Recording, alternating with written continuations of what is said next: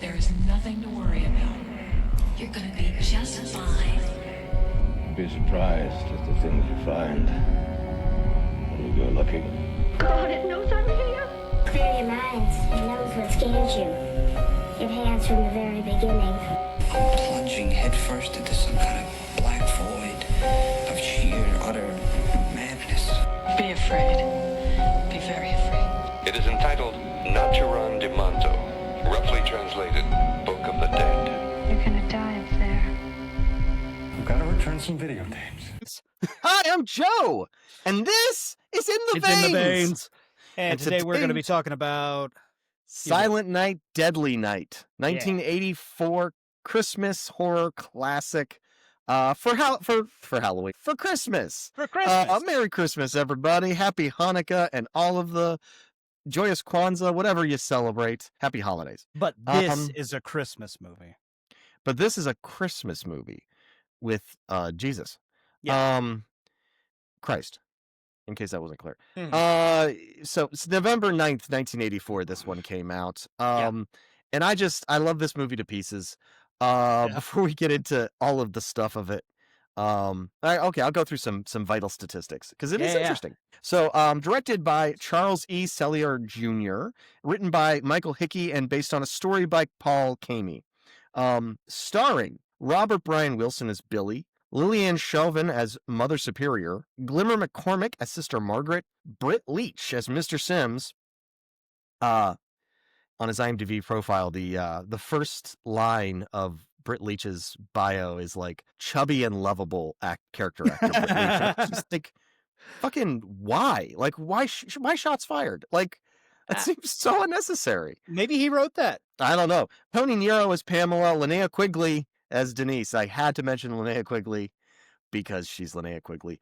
Budget was a little over $1 million. Gross ended up being almost $2.5 million, which is wild. This movie had very short run. very short run. I think it was 2 weeks in the theater, due to the controversy. This is the week of its release, the November 9th week. The box office that week, Silent Night, Deadly Night, I came in at number 8. The number 1 movie of that week was God, You Devil, which also debuted that week. That's the third movie in the Oh God film series. It's a series of comedies starring George Burns. Mm-hmm. George Burns plays God in them. God, You Devil is the third one, where George Burns plays both God and the devil in many split screen scenes that are so convincing. I just remember this movie specifically when I was a kid, seeing it like over and over again. Anyway, Well, you know what else came out that weekend? Nightmare on Elm Street. That's right. I was coming to that. Number 2 in the box office was The Terminator, which was in its third week. Number 8, Silent Night, Deadly Night. At number 10, Nightmare on Elm Street. Yep. Funny that. And it was getting outgrossed. Silent Night, Deadly Night was doing better.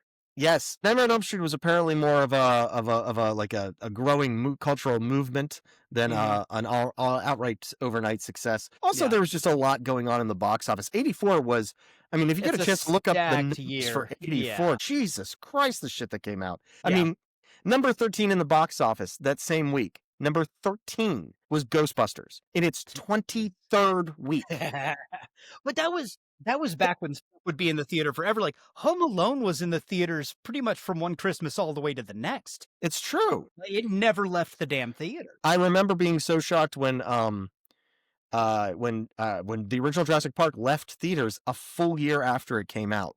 Yeah. If they were doing well and people were still buying tickets, why not just keep it rolling? That's what you did. It was really upsetting if you wanted to own it on home video, though, because they would never release it at home until they bled the box office dry. Exactly. And then it would be a rental for, 4 to 6 months. Don't forget that there's like there's a period of time of like, well, let's let the people's like need for it settle a little bit before we even come with the rental. You know what I mean? Also, notably, number 15, Terror in the Isles in its third week. Number 24, also in its 23rd week, came out the same week as Ghostbusters, Gremlins. And number 26 in its 14th week. And in number 26, in its 14th week, The Adventures of Buckaroo Banzai Across the Eighth Dimension. I love it. I can't I not love talk it so about it. much. Silent Night, Deadly Night. There's a massive controversy around it because specifically the imagery of Santa, of a person in a Santa suit committing acts of violence. Sure, but it wasn't even the first one. Tales from the Crypt had already done it in the 70s. 72 Tales from the Crypt movie, which that particular story is actually, it's like, I think the second episode of the TV show. Yeah. The 90s Tales from the Crypt story. It's from like the first, I think one of the first 5 issues of the comic book, like directly. It's a classic Tales from the Crypt story. And the homicidal Santa is the main focus of it. Beyond that, so that's like better than 10 years earlier, 12 years earlier. 12 years earlier. In 1980, I keep forgetting the name of this movie. Oh, Christmas Evil came out, which was exactly a killer Santa Claus. A much more formulaic slasher than this is, as we'll get into. And people just like treated it like any other slasher. There was no, I mean, there's a whole committee that, like a whole group of people, a protest group that formed just to protest Silent Night, Deadly Night. This one just caught the wrong person's attention, you know? I think that's part of it. I think it's also part of it that they went and said, like, I think that the promoters of it courted controversy. And I think that they wanted controversy, and then it ended up blowing up in their face and being too much.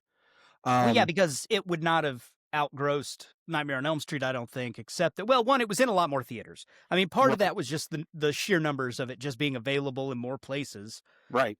And people going to see it.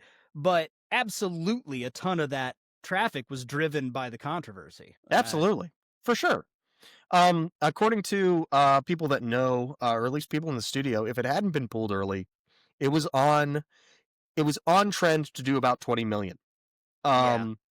Which would have put it, I think, in the top like 25 for the year, which is respectable for 1984, a year of so many heavy hitters. I mean, I just went over like just the horror movies and Oh God, You Devil and Buckaroo Banzai, but like the year is legendary for classic films.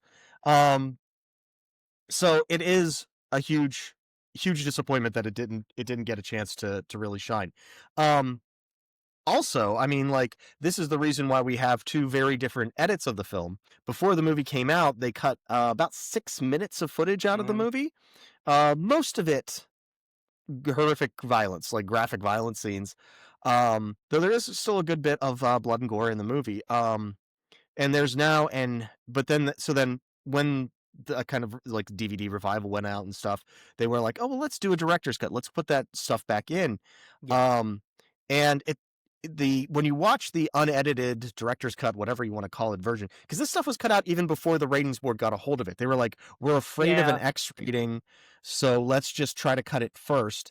When they put that stuff back in, it turns out they couldn't find stuff of the same quality, like film stock of the same quality. Well, also what had been stored wasn't stored properly. Like the negatives or whatever were damaged. So when you watch the unedited or director's cut, whatever, the better version, the 6-minute longer version, there are noticeable drops in quality as you watch, going from sometimes like with cuts within a single scene.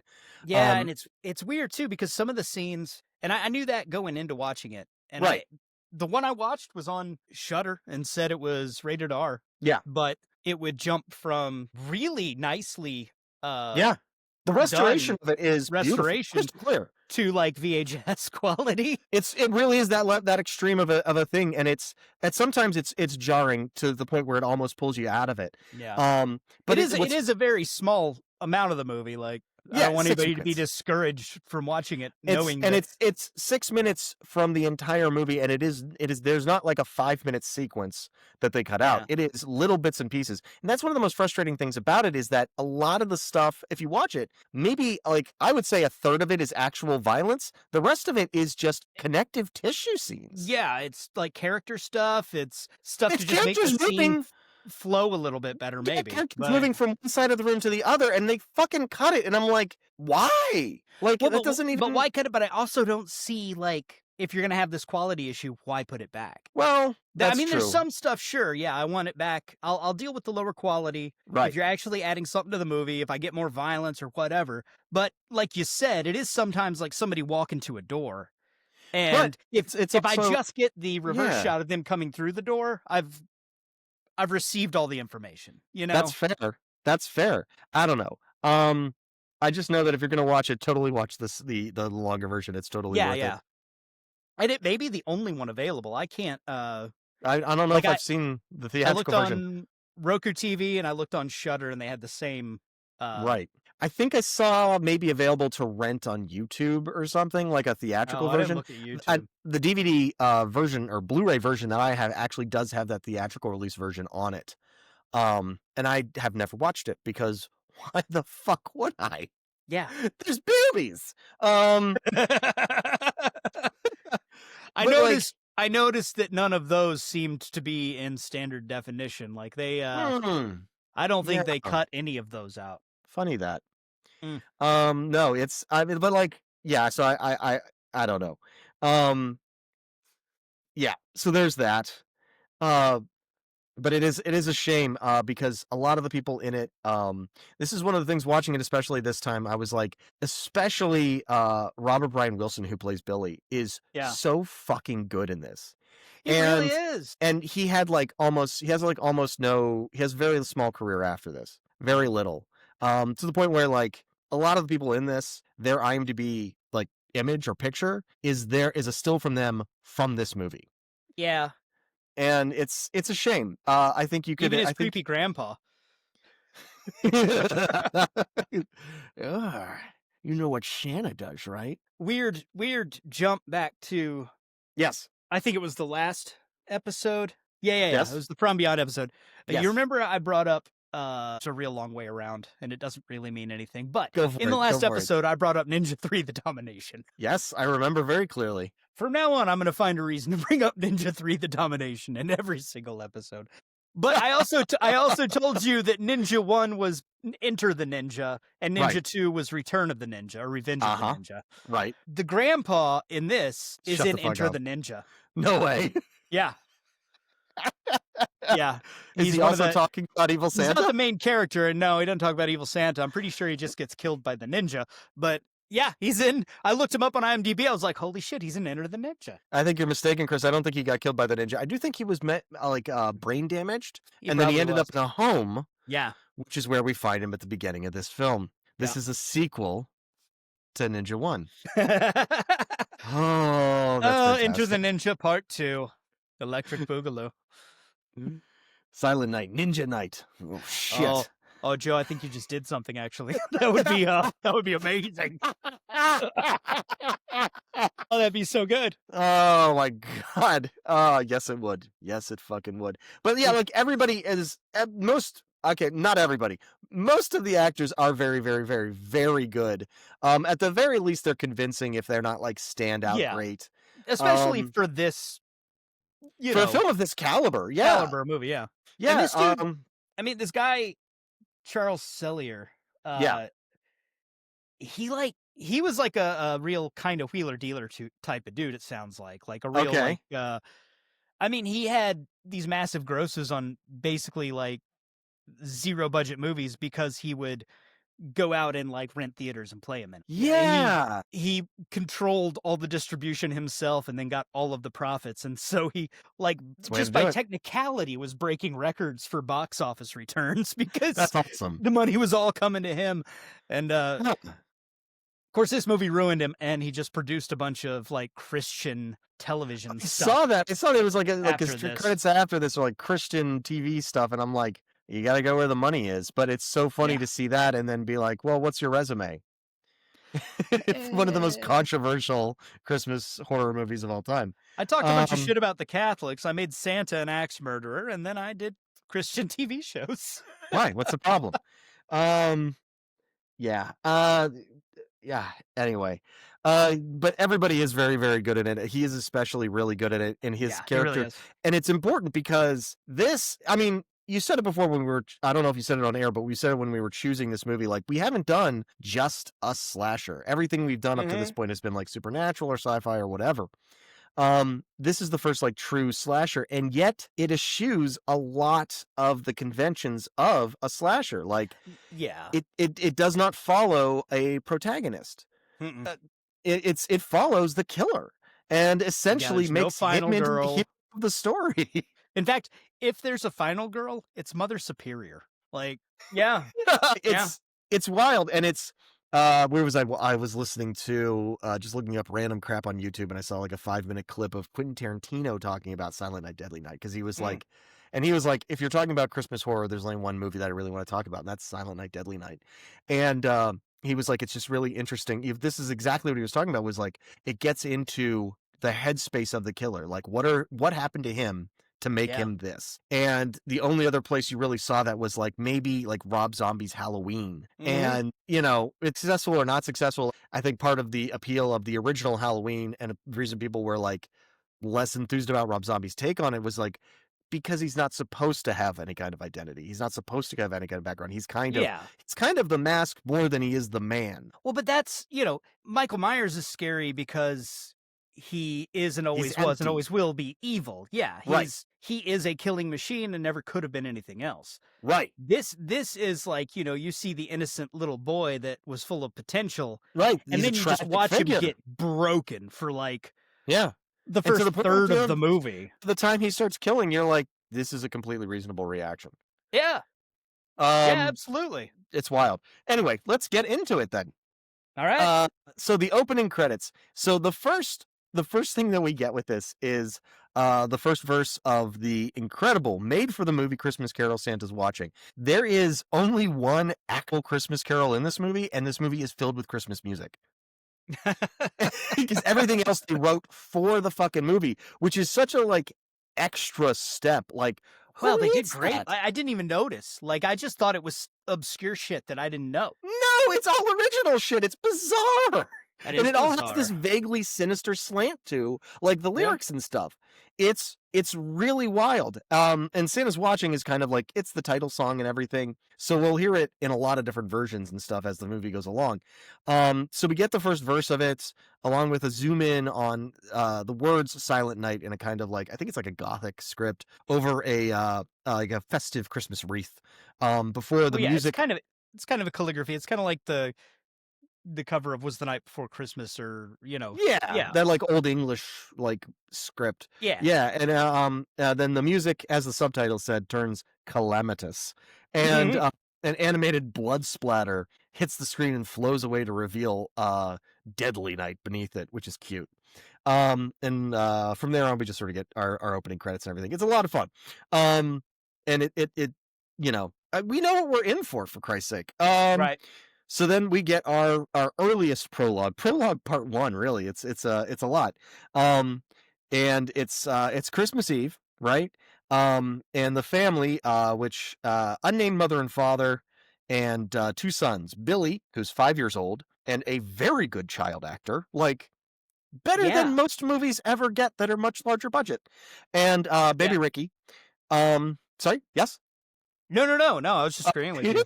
Sorry. Yeah, he was great.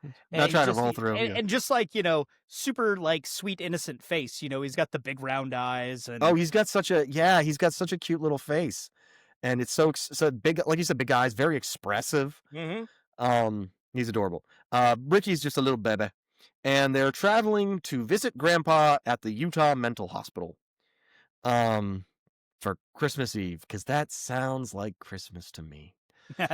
Well, they don't tell you where they're going. They say we're going to Grandpa's place, and then you see him pull into the mental institution. It's all kind of it feels very idyllic, but Billy doesn't want to visit Grandpa, and we'll see why when we get to the mental institution.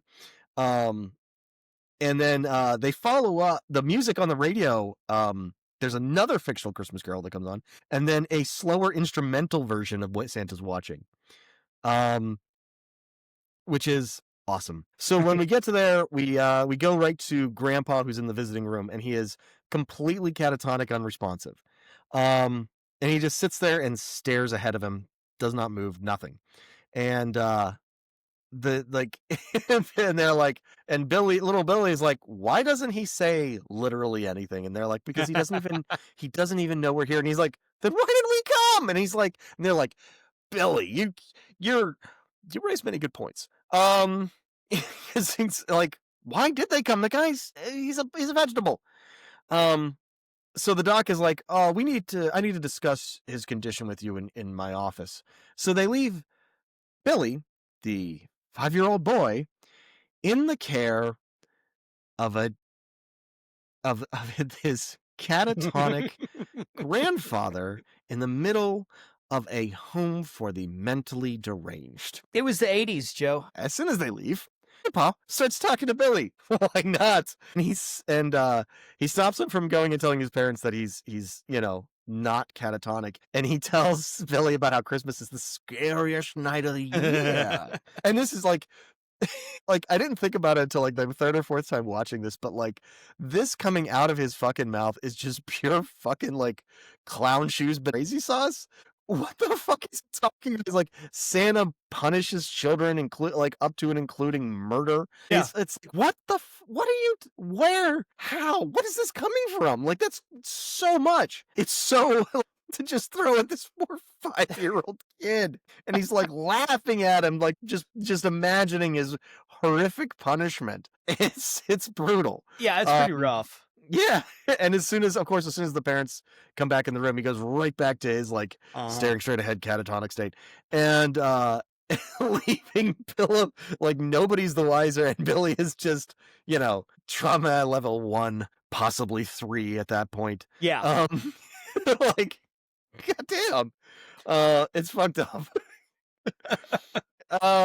So then they're driving home, and Billy asks his mother if Santa ever punished her. And she's like, "What? What are you talking about? What kind of what?" And and she's like, "Well, Grandpa filled my head with all sorts of crazy talk."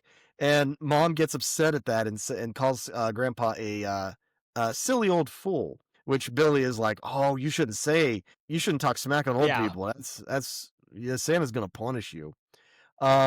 Which is wild. It's wild stuff. And it's like there's such a weird confluence of events to make this stuff happen. Like any one of them could really damage a child for life, and they all happen to Billy. So elsewhere in rapid success, like so fast. Elsewhere, we cut to a gas station somewhere, and a guy in a Santa suit comes in and tries to rob the place at gunpoint. The clerk tries to grab his own gun, and the Santa shoots him a couple times and stuff, and then takes the money out of the register. All $30. $31. Okay. Thank you very much. Which is about $7,000 in today's money. Adjusted for inflation, I think that's right. I think that's right. So yeah, he's unhappy about that, but he's clearly a maniac. So then it's the night has fallen, and the kids are asleep in the back, and actually I think the mom is asleep up front too. Yeah. And the parents spot murder claws broken down on the side of the road, waving them down, and they decide the kids will love to meet a random person in a costume. That seems good. Yeah. Somebody who doesn't make good vehicle choices for the holiday.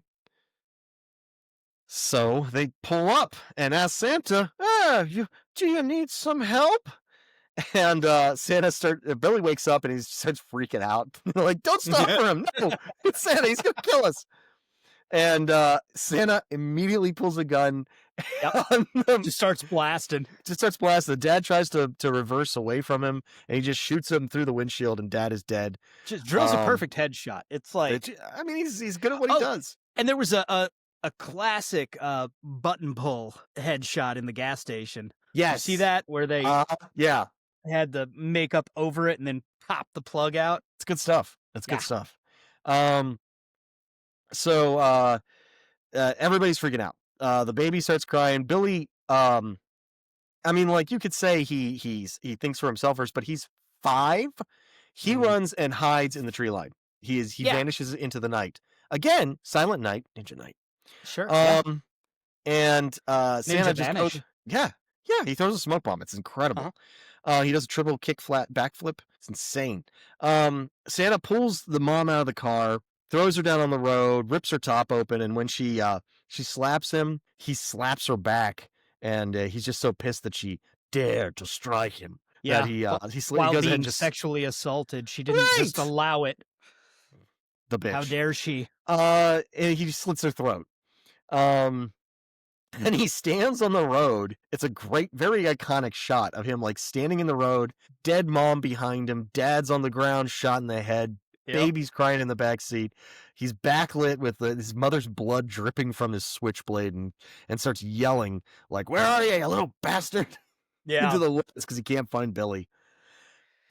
And we fade from that to 3 years later in the orphanage. They don't resolve that. No, They that's don't. the end of that scene. Yeah. I mean, I got questions. How the fuck did that kid get out of the woods? Well, no, I'm more thinking about, like, did Santa toss the baby out and steal the car? Because that's what he was trying to do, right? His broke down. He wanted their car. I don't know if his broke down because they were like, You when think they he just wanted to kill him? possibly, because when he pulls up and the dad's like, "You need a lift," and he says, "No, not really." And Yeah, but I thought something what he like was that. saying was, I don't need a lift. I need your car. Like, Yeah, I don't. Maybe I mean, I don't want to one ride. can I want to hope- drive. One can hope that he was caught at some point. Yeah. I don't know. Details Maybe unclear. I guess we don't need them. We don't but- need them. We do know that baby Ricky survived. Yeah. Billy survived. They're now in the same orphanage. The end. It's 3 years later. Fair enough. So it's 3 years later. I believe it's Christmas Eve yet again, and Billy is in class with his fellow orphans, and he gets in trouble for drawing like a horrible, violent picture for Mhm. Christmas. Yeah. And this kid, I love it. It's like, "Billy, come and show your picture." He's like, "Oh yeah," and he gets up and he's super happy, and then it's like one of the kids in class is be like, "Sister, look at what he actually drew. Like it's super bloody." Are And you the getting nun- this shit? Right? And the nun is like high on PCP, and she's like, "Well, Mother Superior, I guess." Like she's not Mhm. paying attention. You know how nuns are when they run orphanages. I And don't. I didn't go to Catholic school. so, I went to an Episcopal school for a couple of years, but we didn't have nuns. oh, okay, or orphanages, I guess. We ground ours up to make coffee. That's super fucking dark. It's darker than anything in this movie. Jesus Christ. So he gets sent to Mother Superior, who is the closest thing to a true villain in this picture. She confines Billy to his room while the other children play outside because she's fucking evil. And so then Mother Jerkface and discusses Billy's case with Sister Margaret, who believes the violent drawings show that Billy still has the repressed memories and trauma deep inside of him. Because of course he does. Yeah. His parents Yeah. were murdered. And she's like, it gets worse for him every year around this time. Well, what could have been in the inciting factor in that, or the incident? I like that Mother Oh. Superior's entire thing is just, no, we got to make him repress it harder. Yeah, Like- Catholic, Yeah. push it down, shove it down, Shit way down in down. Like there's a I get major Officer Mooney versus Dave vibes from the dynamic between Yeah. Mother Superior and Sister Margaret. Like Sister Margaret, it sounds like she's applying some basic psychological training, and Mother Yeah. Superior is like, "I don't go in for your fancy book learning." Right. It's Where I the come from. the progressive young person versus the entrenched old schooler Yeah, who abuses people. who abuses people.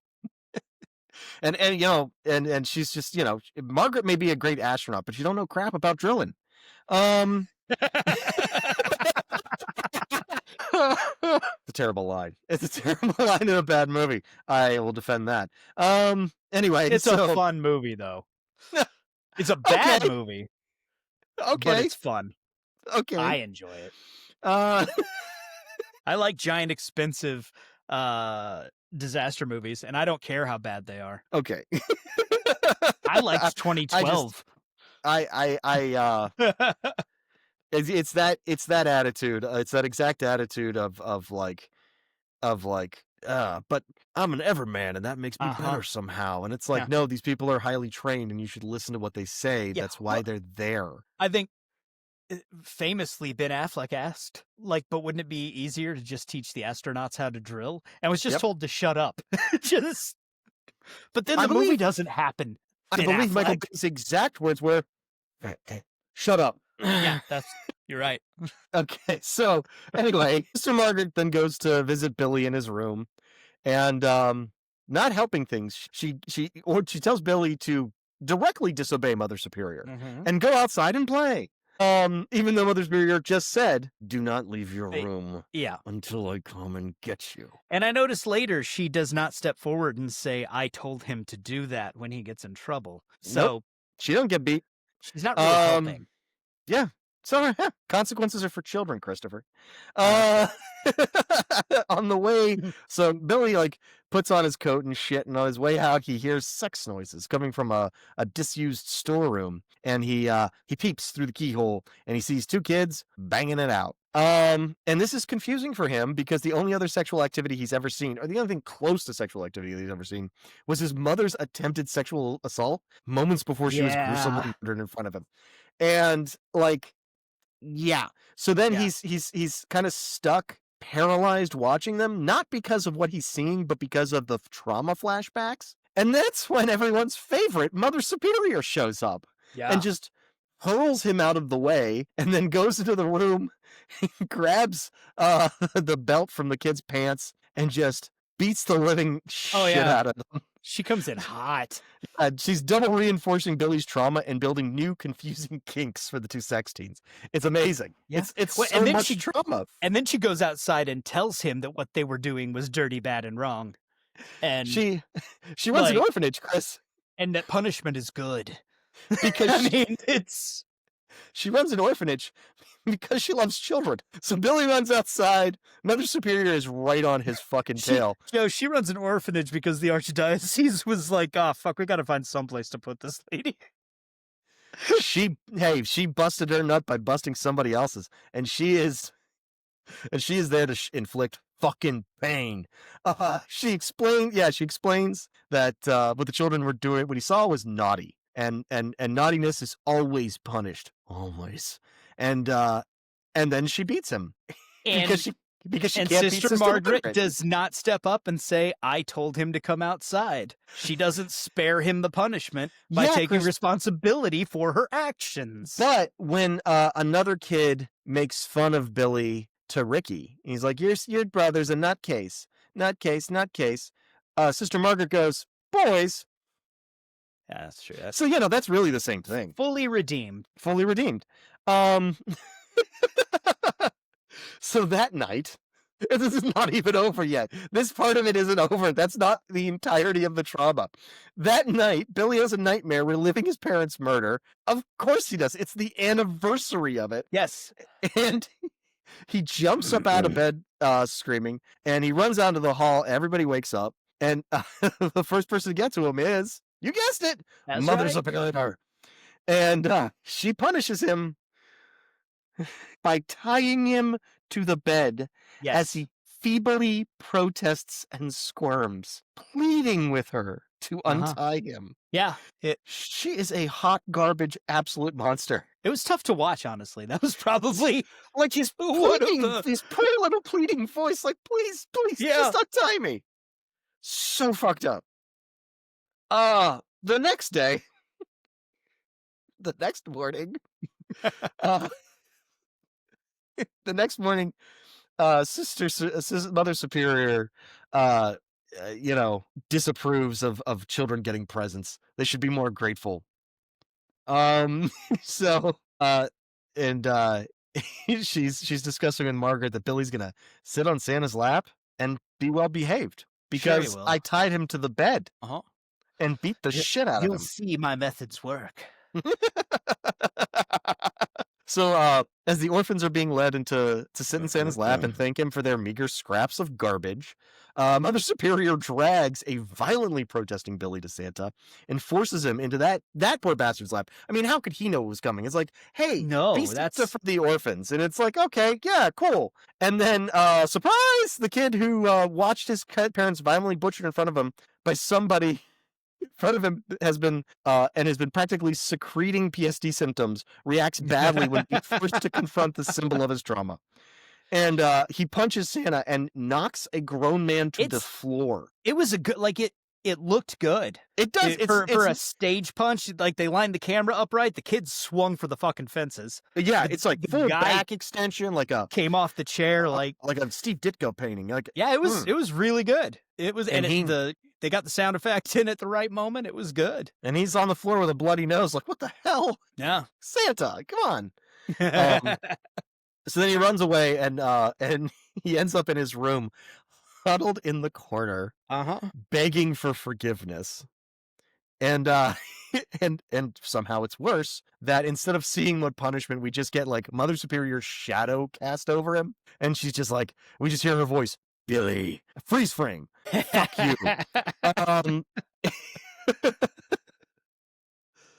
And that's in a movie where they explicitly show somebody being impaled and don't flinch away.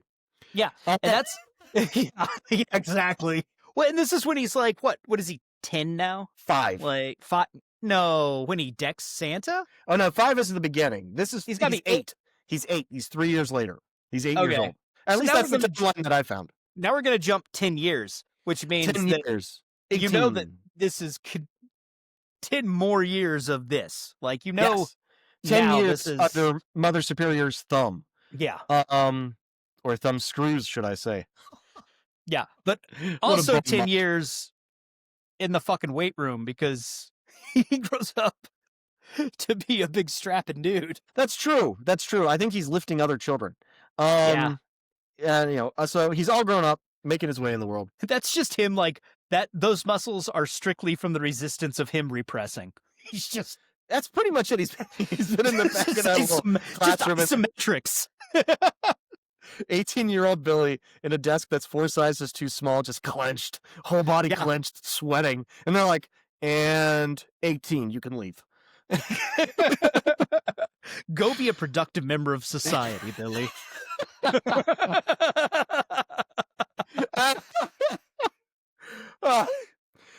Sister Margaret is talking to Mr. Sims, the manager of a toy store, about hiring Billy. And Mr. Sims insists he doesn't want to hire an 18-year-old child, as the post is for someone in the stockroom and requires someone with muscle. And then he changes his tune when he sees Billy. And it's a little creepy how into it he is. I mean, you don't end up going that way, but and the slow pan up Billy's body to his face. I think we might find a place for him. It's anyway. But he's hardly the strangest person in this movie. Eventually we do get to meet some of the crew, so we'll just introduce some of these characters. The assistant manager, Mrs. Randall, Andy, the surly warehouse clerk, and Pamela, who's a dick. He's a dick. And Pamela, who's a bit of a cock tease. So we get a montage over Warm Side of the Door, another original Christmas song for this movie. That song stood out to me because it was weird. It's weird because it shoehorns in Christmas at the last minute. It feels like they forgot to make it a Christmas song, and then somebody was like, oh shit, Christmas. And it's always Christmas. Yeah, and I don't know. There was just something about, maybe it was just the way the guy was saying Warm Side of the Door. Maybe it was just the phrase itself. It was. It's an odd phrase. I mean, like it feels like the songs were all written, and this feels like the last song written because it's just like I got nothing left. You know what side of the door, I guess. It felt like it sounded like the kind of thing that would be written by somebody with way more that was way more earnest than they were talented. Yes. You know, that thought they were saying something profound. I feel like it's a song that Randy Newman would crank out in an afternoon and then throw away because it's bad. Yes. You know what I mean? Like it's a very it's not a great metaphor. Like his wife walks in, it's like Warm Side of the Door. Randy, that's gross. It just throws it away. What the fuck does that even mean? Ah, God, it's winter and it's cold outside, and then you want to be warm. You know, I'm sorry. Never mind. Yeah. I want Anyway, the soundtrack is what I'm saying. It's I want to get the soundtrack. it's Is simply it incredible. available? I hope so. It's simply incredible. Oh. So anyway, we get a montage to the warm side of the door, and Billy is fucking awesome at his job. He crushes, dude. He works hard. He genuinely cares. We get, and this is like this whole toy store segment. It's awesome because we get a lot of shots because it's clearly shot in a real toy store. Yeah. I don't know how or looks like why, it. but there are a million licensed toys in the background in every single fucking shot. Also something that Quentin Tarantino pointed out, like you wouldn't see a movie these days with a maniac Santa Claus that has Mickey Mouse, Star Wars, G.I. Joe, My Little Pony in the background, just incidentally. Like, Yeah, that's before the fucking lawyers got crazy. involved. Yeah. Right. You'd have to Greek all that shit out. And it's just not. It's just a toy store. It be what it be. It flew right under the radar. But for people like us who had childhoods in the 80s, it's wonderfully nostalgic to just watch the background and be like, I remember that place. Oh yeah. Man, I miss the days of like not Toys R Us, but like mall toy stores, like KB Toys. Even small toy shops like that, like that's clearly like a mom and pop toy shop. Yeah. It's not like a chain or whatever. Yeah. Because it looks like a fucking warehouse. It's like plain does. steel shelves. Yeah. But it's, like, yeah, even like KB Toys, dude, I applied to KB Toys when I was 16 years old because I had a friend who worked there, and I put him down as a reference. And then I didn't get the job. Well, because then they closed forever. Well, this was several years before that, but I had the most intense job interview I've ever had in my life for KB Toys. The manager took me out to a bench that was outside of the store and grilled me on like, where do you see yourself in 5 years? Oh, Like, yeah, like hardcore. Like, what do you think you bring to a retail environment that'll help us? Like, my what do you God. like? And I'm like, I am applying to be Christmas help at a KB Toys at the Yes. mall. You need to chill. Yeah, I've This, had bosses like that. Like I worked at a fucking Ryan's in Poplar Bluff, Missouri, and my boss Right. took everything so seriously. It's like, dude, you manage a food trough in ass backwards nowhere. Calm Yeah, down. I'm applying for a job where I'll work at best 16 hours a week for minimum fucking wage. Yeah, I think you can ease up a little bit. I'm gonna put G.I. Joe on the hook. That's all you need to know. That's what I'm here for. Anyway, that's incredible. Oh my God. We miss toy stores though. We do miss That's toy the stores. So he works hard. He genuinely cares, and he at one point there's a little shot of him like eating lunch in the storeroom with Andy, and Andy is pouring like 3 fingers of like scotch for lunch. Yeah. It's something Andy's hardcore. It's not a beer. It's like whiskey. And he offers. Andy's got demons, man. Like, I think Andy is the demons, Chris. well, I mean, he's a piece of shit. We find that out pretty quick, but Yeah. Oh yeah. But he offers some to Billy, and Billy's like, nah, I got my milk. Does the body good, bitch. And pass it on. yeah, he crushes on Pamela a little bit, which she encourages because that's what she does to everybody because she's a coquette. Yes. And then he starts to feel some distress when the Christmas decorations go up, especially when they involve Santa Claus. Yes. As the Mother Superior calls him, Santa Claus. Andy, so then we come out of it, out of the montage, and Andy gives Billy slack about his attitude getting shitty around Christmas, and Billy just gives it right back to him, like, 'cause I don't fucking care. Mhm. Back off. What I used to at lift that kids your point- size for lunch. Andy's only real leverage over Billy is that he's technically his boss, right? So Right. at the point that the like 6'4" jacked dude is looking straight down at you and saying, I don't give a shit about my work, why do you not just back the hell off and say, sorry, dude, my bad? Because Because Andy has a bad fucking attitude. He's a dick. I know, but some self-preservation. Like, the only thing you got on this guy is that maybe you can get him fired. He doesn't care if you get him fired. The violence is coming. Like, I think Andy is that kind of guy who carries like a maybe not a knife, but like brass knuckles or a blackjack on him. at all Yeah, times. maybe. Because And he's thinks it'll save him. Well, I think he's one of these guys who goes to a bar and he's like, I'm drinking all night, and now it's the end of the night, and it's time for me to go home, so I'm gonna pick a fight. Maybe You so. know what I mean? Like, and he's like, he's got that like Napoleon thrives complex, on short guy conflict. energy, and Yeah. he's gonna fight somebody. And I believe he potentially has like combat skills, and he's relying on those to save him. But he doesn't know. Or worse, he doesn't, but really thinks he does. Whoa, he's never faced the Christmas ninjas. You're not ready for the Christmas ninjas. Your tiger style is shit. Smoke bomb.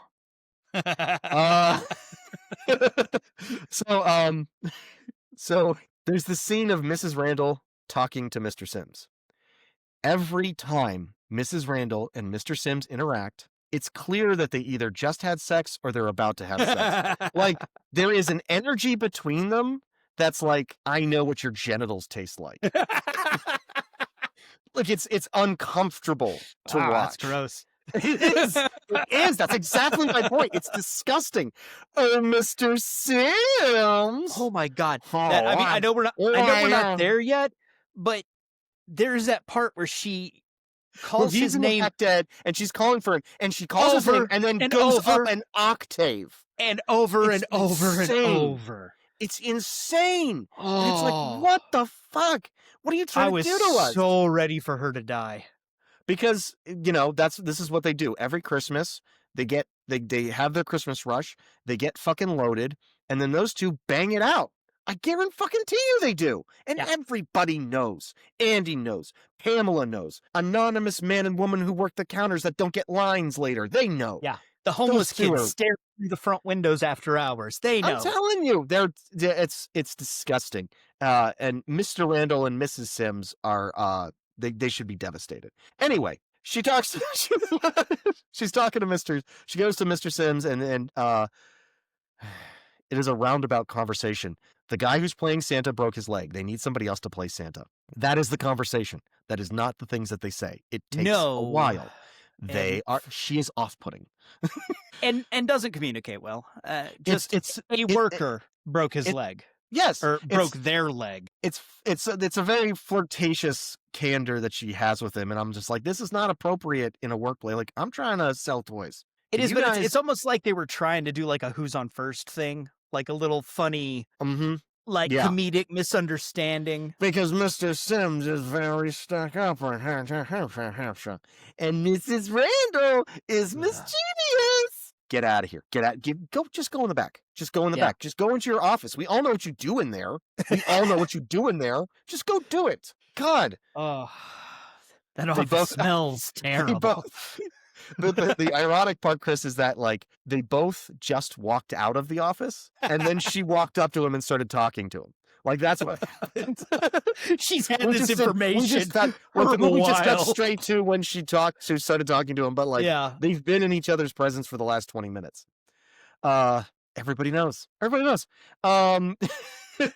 So she's like suggesting essentially that Mr. Sims should be Santa, and like Mr. Sims should not be Santa. Mr. Sims is not the right temperament. And so they decide to push Billy to do it. And Billy doesn't protest because he's so traumatized he can't even say anything.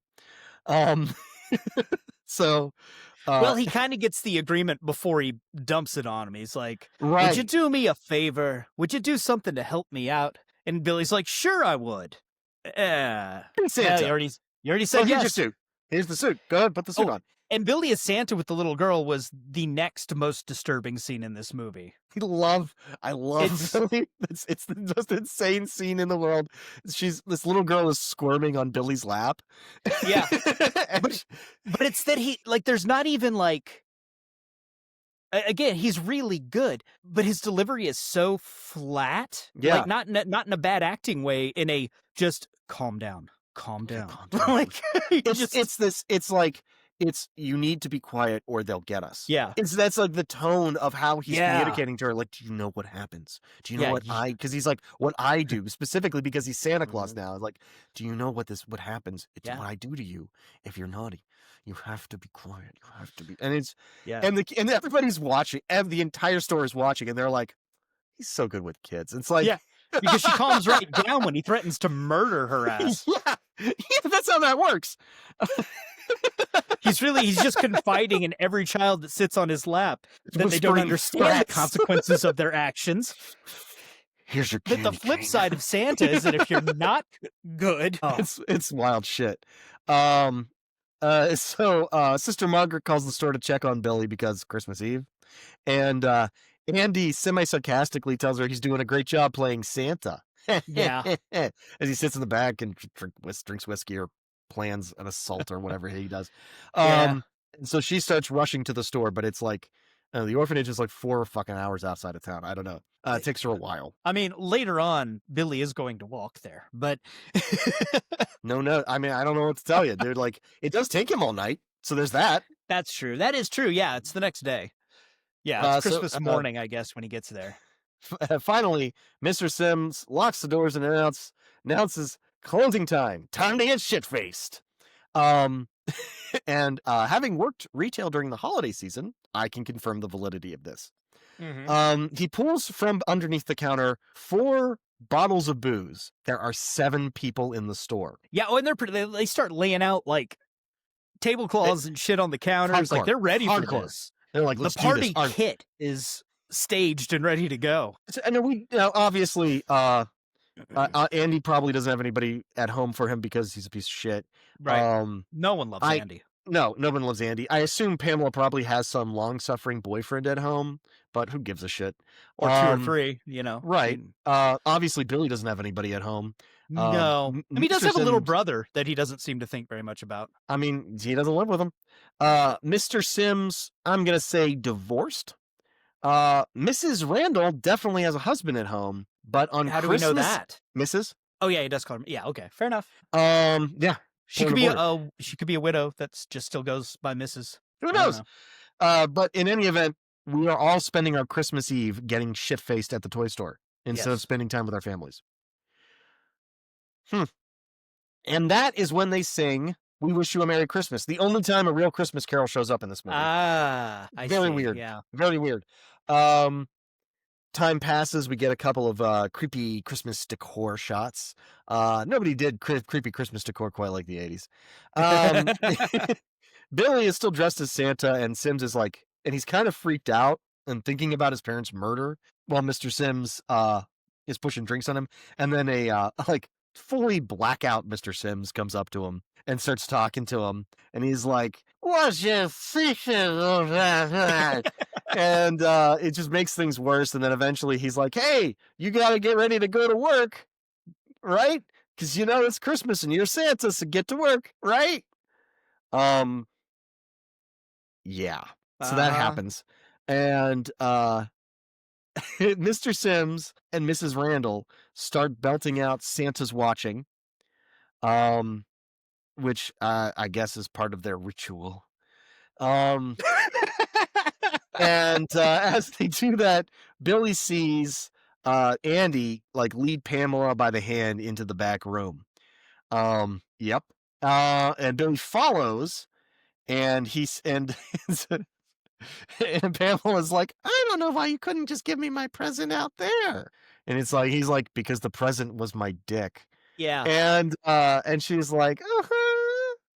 I like that they And took the time to make it clear that she didn't go back there to hook up. I mean, she kind of did. I mean, She kind how of did, but stupid are you? Like, yeah. and then when they're back there, she has ample opportunity to just walk the fuck away because creepy Andy is hitting on her again, and she just doesn't. Well, I mean, when she's yelling no and whatever, when Billy sees them and he's like Right. assaulting her, he doesn't. She's just standing there while he like kind of kisses at her, Right. Well, I mean, and like, she doesn't do anything to get away yeah, until he rips her shirt open. right. Andy and Pamela, Billy falls Andy and Pamela in the back. He kisses her, and she's like, "No, but no, work the nipples some more," or whatever. And he rips her top open, and she slaps him. With a flourish. That dude practically does a spin when he. This is what I'm saying. Like, this is a sign of a bad guy. Yeah. And Like, that was faced a with practiced move. right. Faced with rejection, Andy and Pamela have a conversation about consent, the difference between polite kindness and genuine affection, and the dangers of assuming one in the face of the other. Pamela recommends several second-wave feminism books to Andy, and he takes a sincere interest in seeing women as people and not objects. Okay, so Just I kidding. did not have the director's cut, I guess. Just kidding. He throws her down and begins violating her in earnest. The wages of flirtation are violence, Chris. Seeing so irregardless of what their weird dance is, seeing the mixture of violence and sexuality triggers Billy. And this is the part where, and so Billy has these like flashes back to his parents being murdered and everything and all of his trauma. And this is the part where the switch flips and he goes full rampage lunatic murderer. Yeah. And From not this just point on, rampage Billy is lunatic gone. murderer, hold a grown man up by the throat with one arm He murderer. becomes, yeah, like if adrenaline is pumping and he has full power behind him, like he goes Super Saiyan. Andy, as Andy mauls Pamela's boobs, Billy rolls up to punish. He throws some Christmas lights around Andy's neck and then lifts him in the air with them, strangling him. Pamela sees him murder Andy and freaks out at this. Yes. And who can blame her? Andy is clearly marriage material. She really liked him. She kind of, yeah. I mean, that's just how things go for a girl that's Montana. So to punish her for fornicating, Billy sticks her in the stomach with a box cutter and slices her open, because that's what happens. Well, no. He kills her because she freaks out on him for killing Andy. Is that what you think? That was my take. My take was he was saving her and punishing him. Okay. But then she flips out, like she hits him or she does. I can't remember exactly. See, I just I watched think it his- last night. I But think his. I didn't okay. feel like he was punishing her until she turned on him. I think he was intending to punish her the whole time. He just hadn't gotten to her yet. Oh, I think okay. that it's like, because hey, Mother Superior beat the shit out of both those kids that were having sex in that closet. You know what I mean? Well, Like, yeah, but they were both choosing to do it. She was clearly being That is- assaulted. does not matter. Like, come on, you think Mother Superior would give a shit? No. Well, not Mother Exactly. Superior, no. Exactly. That's the standard that we're being held to. Either way, he slices her fucking open, and she Yeah, he dies. does. Mr. Sims hears a commotion in the back and goes to investigate, and Billy rewards him with a claw hammer to the skull. Yeah. Mrs. Randall realizes suddenly that she's all alone, and this is when she goes looking for Mr. Sims. Yeah. She spends like 45 minutes just screaming his name Oh God! and then And she finally keep- goes looking her for him. voice keeps getting higher, and it's Oh, it's so freakish. bad. It's so bad, When she almost got away, I was pissed. right? So she goes in the back looking for Mr. Sims, and she finds his body. And so then she runs to the front, and the doors are locked because Sims locked the doors. And then she goes to the phone that's at the register. But before she can call anyone, Billy attacks, burying the double-headed fire axe, which is totally a reasonable like axe to have for a fire in a small toy shop, a toy shop that is less square footage than most mall shoe stores. And cuts the And just line out on the wall phone. too. No break glass in case of emergency. It's just on a little hook. It's a little Because sheath for the. Because children, Chris, in case you No, want it to save was the ki- children. It was up kind of high though, so like, Yeah, they it's can't fine. reach that. It's fine. It's fine. There's a bigger danger because we'll get there in a second. But so Mrs. Randall runs into the aisles of the toy store, and Billy stalks her a little bit, and she does a classic hat distraction where she like Oh yeah. puts her hat on a thing, and he thinks it's her, and he knocks over the things, and then it turns out she was behind him, and she dumps a bunch of boxes onto him, and then grabs the axe and runs to the front door with the intention of breaking through the doors with the axe to get away. And this is the more dangerous thing. Billy pulls out a children's bow and arrow set. Yes. That's just laying around in a children's toy store, and he murders her with it. He shoots her one arrow right through the chest. Bang! Down goes Denby. It's fucking. I was like, what manufacturer made that? Fisher Price, explain yourselves. Dude, when I was a kid, I had a youth bow and arrow set, and it was a legit 30-pound fiberglass recurve bow. Did you with buy it at actual KB arrows. Toys? No, I probably bought it at Walmart or Kmart, but I mean, I could see it being in any toy that had like a sporting goods kind of section, because toy stores also sold like rollerblades and hockey sticks and stuff like that. I guess. I don't. mean, I Okay. bought All I right. bought All all right. my I brought all my roller hockey shit at Toys R Us. I mean, the store is very well stocked. There's a whole display of Halloween costumes in the back that like they're just not taken down because Also, Halloween comes every year. So Joe, I can that accept bow that was red like Santa. it was Case made of closed. plastic. It was made of plastic like a toy. No, that was a real bow. That was like a just, small hunting bow. That looked like a It's intense. That's intense. But anyway, he kills her. He goes up to the front, takes back his axe, unlocks the door, and just walks away. And then, scant moments later, Sister Margaret arrives, just to witness the shock of the carnage. So, so that happens. We get this weird shot. We cut to this weird shot of these carolers singing yet another weird made up carol. This one I can't even tell you what the title was because they're all over the place lyrically. Specifically, there's one caroler who's out in front. She's like front right, and she's wearing this long pink coat, and she's so weirdly over animated.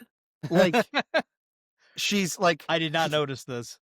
it's clearly one of those things that's like, okay, just mime the words and we'll put it in later in post. We don't need you to actually sing. We're not capturing audio. So but we need you to enunciate really carefully so that we can tell that you're making this with your lips so it looks convincing.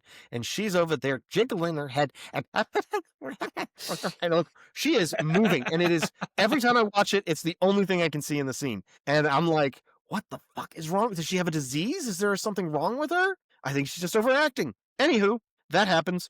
Zoom into a house, just a random house. And Denise, the babysitter, who is played by Linnea Quigley, of course, of 80s horror film fame.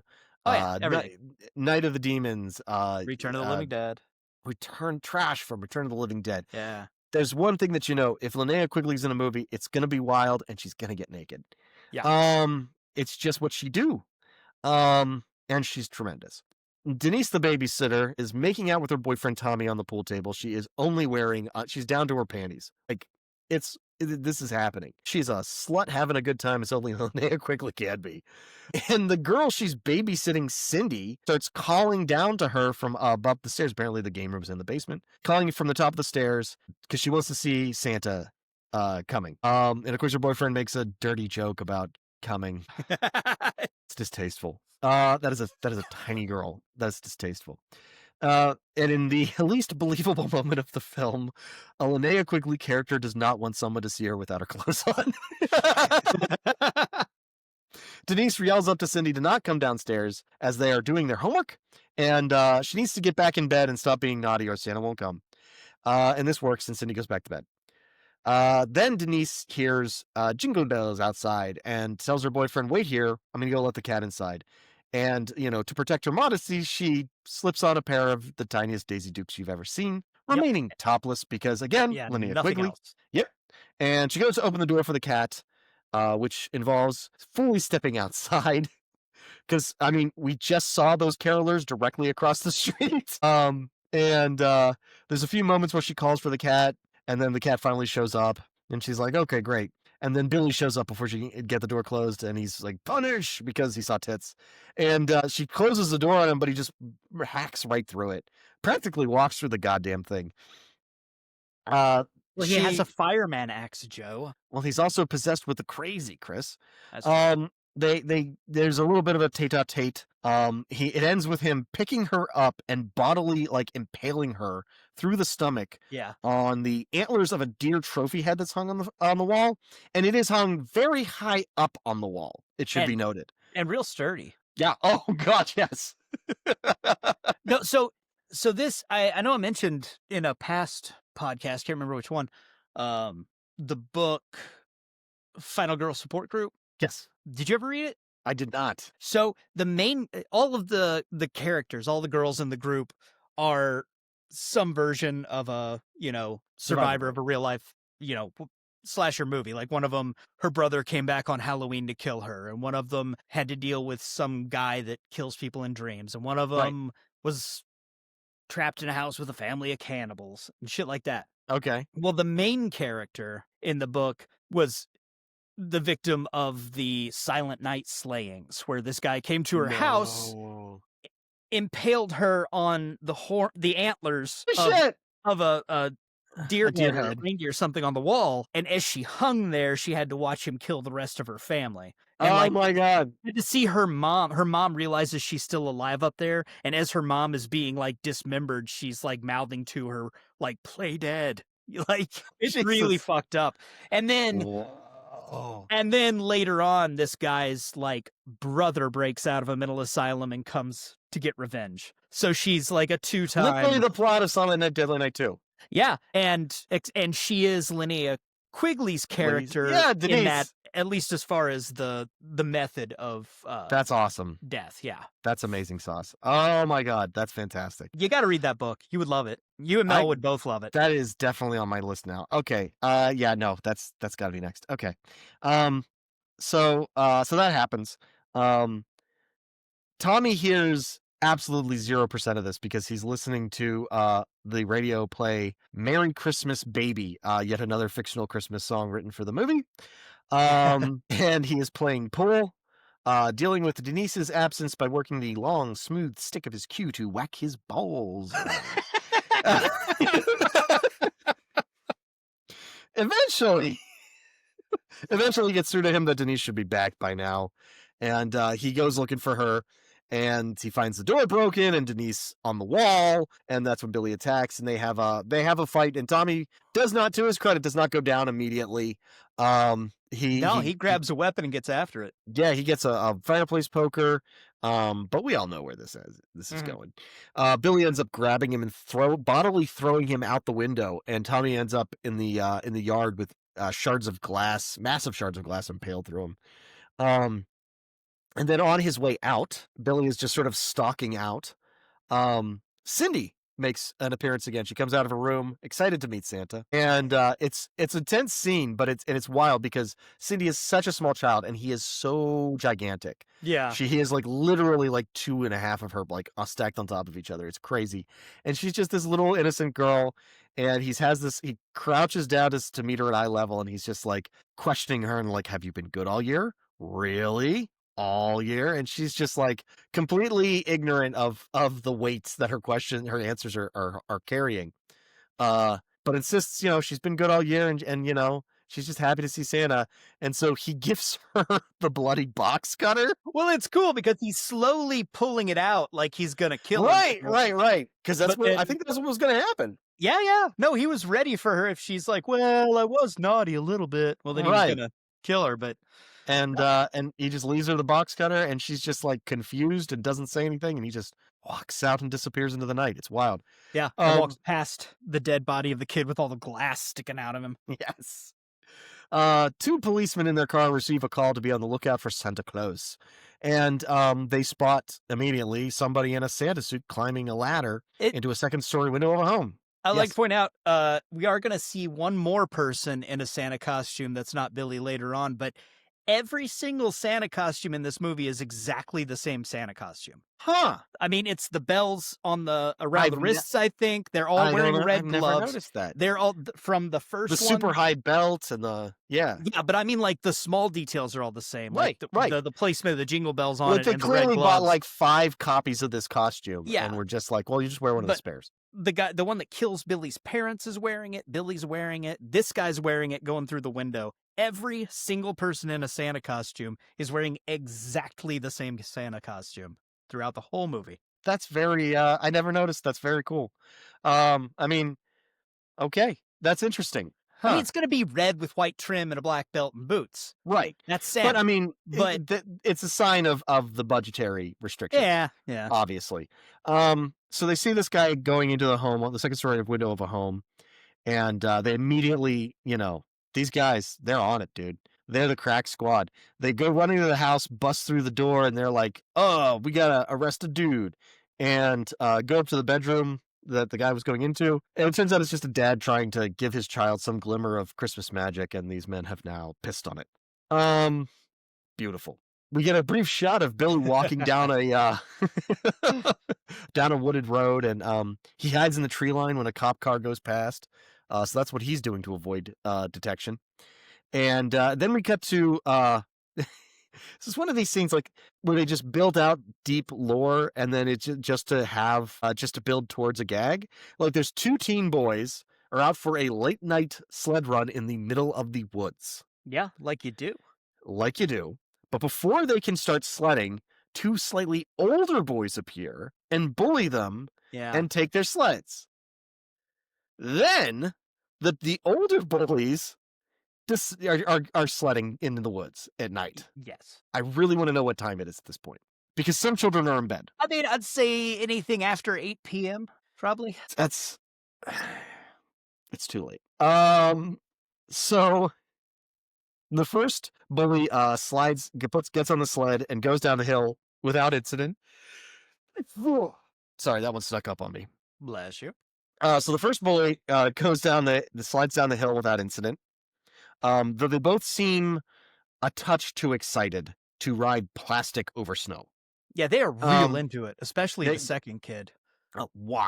Just watch me. Yeah, watch me dominate. Watch me dominate. I'm gonna sit on it, and it's gonna slide downhill. Yeah, must slice up this powder. It's gonna be totally gnar. Crazy sauce. While carefully sitting exactly as I should be, with my hands carefully on the reins, so that I can keep full control of it. I'm going to provide no physical input into this process. I'm going to let it happen. Watch me do it. Hardcore. So then the second one slides down, and Billy pops out from behind a tree and swinging his axe, and then at the bottom of the hill, the first boy sees the kid's headless body come sliding down, and his head tumbling after him. And the first bully just starts screaming in the night. Well, yeah. Once again, we are reminded that Billy is the protagonist. I mean, he just is. Like, who do you cheer for in this scene? You know what I mean? Like, who do the filmmakers want me to cheer for? I was happy to see, I've been happy to see several of these people die, honestly. I mean, hey, finally we're coming to the end of this crazy ride. So morning breaks. Billy is still at large. Sister Margaret has fallen asleep at the police station, and the cop wakes her up to tell her that they found 3 more bodies, but not Billy. So the consensus is that Billy will likely head back to the orphanage because Mother Superior. Duh. Yeah. So the cops they call it in, they've been trying to call the orphanage to warn them, but some little bastard child is playing with the phone. This is why I feel like I heard the telephone is not a toy, like every single moment of every single day as a child. And this is why. The kid is playing with the phone, just playing on the phone, and then just leaves it off the hook. So they literally can't contact the place. It's the only phone they have. This is the nightmare of landlines. So the cop and Sister Margaret are like, let's go. We gotta do something. So they put out a call, and an officer is patrolling nearby hears that they need support, heads to the orphanage. And as he's pulling up, he sees a guy dressed as Santa approaching. And so he jumps out of his car, pulls his gun, yells for the guy to stop. And when the guy doesn't stop, the officer shoots him. And of course, the child that gets splattered with blood is Billy's brother fucking Rookie. Yeah. The fates have conspired to screw these kids over. So when he calls it in, the cop is talking to Sister Margaret in his cop car, and he's like, I'm sorry, they shot him. And he's like, yeah, he was about 60 years old. And they're like, no, try that again. And my Sister Margaret's like, that sounds like Father O'Brien, the guy who plays Santa for the kids every year. And they're like, well, he yelled at him to stop. Of course he did. He's deaf. Dude. My fucking favorite thing though is when Mother Superior is getting on his ass about killing the priest, and cop is basically like, yeah, I get it. I shot the wrong guy. Can we move on? Like, look, it doesn't change the fact that there's like, and it's like, what's done is done, lady. He's crying over murdered Santas. But I killed a priest. I have to deal with that too. That will come into play later.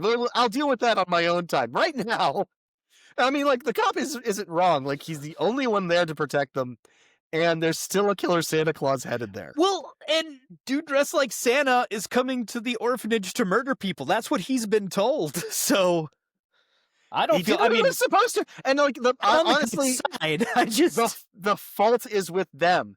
They could have said, "Hey, by the way, don't just indiscriminately attack every Santa you see, because there's a Santa at the orphanage who's deaf and shouldn't be shot." Yeah.